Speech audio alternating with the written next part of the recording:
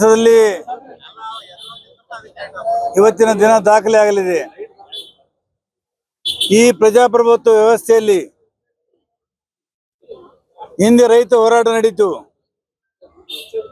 ಮೋದಿಯವರು ಯಾವುದಕ್ಕೂ ಬಗ್ಗಿರಲಿಲ್ಲ. ಆದರೆ ರೈತರ ಹೋರಾಟಕ್ಕೆ ಬಗ್ಗೆಯಾಗಿ 3 ಕಾನೂನುಗಳನ್ನು ವಾಪಸ್ ಪಡೆದ್ರು. ಪ್ರಜಾಪ್ರಭುತ್ವಕ್ಕೆ ಬೆಲೆ ಬಂತು, ಜಯ ಸಿಕ್ತು. ಅದೇ ತರ 2ನೇ ಸಲ ಹೋರಾಟ ನಡೀತಾ ಇದೆ. ಮೊನ್ನೆ ಧರ್ಮೇಂದ್ರ ಪ್ರಧಾನ್ ಅವರ ರಾಜೀನಾಮೆಯನ್ನು ಬೇಡಿಕೆ ಇಟ್ಟು ದೆಹಲಿ ಜಂತರ್ ಮಂತರದಲ್ಲಿ ಲಕ್ಷಾಂತರ ಜನ ಸೇರಿ ಪ್ರತಿಭಟನೆ ಮಾಡಿದರು. ನಮ್ಮ ಕಾಂಗ್ರೆಸ್ಸಿನ ಮುಖಂಡರಾದಂಥ ಮಲ್ಲಿಕಾರ್ಜುನ್ ಖರ್ಗೆ ಸಾಹೇಬರು, ರಾಹುಲ್ ಗಾಂಧಿ ಅವರು ಎಲ್ಲ ಮುಖಂಡರು ಹೋಗಿ ಪ್ರಧಾನಮಂತ್ರಿ ಮನೆ ಎದುರು ಧರಣಿ ಮಾಡಿದರು. ಆಗ ಇಡೀ ದೇಶದಲ್ಲಿ ಒಂದು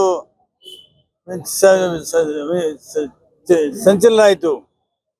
ಇವತ್ತು ದೇಶದಲ್ಲಿ ಜನ ಬೀದಿಗೆ ಬಂದರು. ಆ ಒತ್ತಡಕ್ಕೆ ಮಣಿದು ಧರ್ಮೇಂದ್ರ ಪ್ರಧಾನ್ ಅವರು ರಾಜೀನಾಮೆ ಕೊಟ್ಟರು. ನಾವು ಧರ್ಮೇಂದ್ರ ಪ್ರಧಾನ್ ರಾಜೀನಾಮೆ ತಗೊಂಡಿದ್ದೀವಿ ಮತ್ತು ವಿದ್ಯಾರ್ಥಿಗಳು ಹೇಳಿದಂಥ ಕಂಡೀಷನ್ಗೆ ಸರ್ಕಾರ ಕೂಡ ಒಪ್ಪಿದೆ. ಆದರೆ ಈ ಹೋರಾಟ ಇಲ್ಲಿಗೆ ನಿಲ್ಲೋದಿಲ್ಲ. ಮೋದಿಯವರು ಮೋಸ ಮಾಡಿ ಅಧಿಕಾರಕ್ಕೆ ಬಂದಿದ್ರು. ಪ್ರತಿ ವರ್ಷ 2 ಕೋಟಿ ಯುವಕರಿಗೆ ನೌಕರಿ ಕೊಡ್ತೀನಿ ಅಂತ ಮಾತನ್ನು ಹೇಳಿದ್ರು. ಇಲ್ಲಿವರೆಗೆ 18 ಕೋಟಿ ಜನರಿಗೆ ನೌಕರಿ ಕೊಡಬೇಕಾಗಿತ್ತು. ಆದರೆ ಮೋಸ ಮಾಡಿದ್ರು.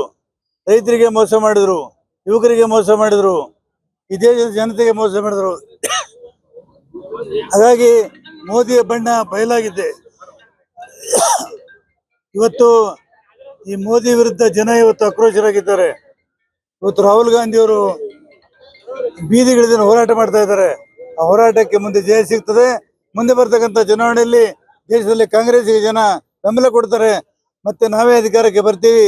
ಈ ಮೋದಿಯವರ ತಾನಾಶಾಹಿಯನ್ನ ದಮನ ಮಾಡ್ತೀವಿ ಅಂತ ಹೇಳಿ ನಾನು ಇಲ್ಲಿ ಹೇಳಲಿಕ್ಕೆ ಬಯಸ್ತೇನೆ. ಇವತ್ತು ಯುವಕರ ಹೋರಾಟಕ್ಕೆ ಜಯವಾಗಲಿ ಅಂತ ಹೇಳ್ತೀನಿ.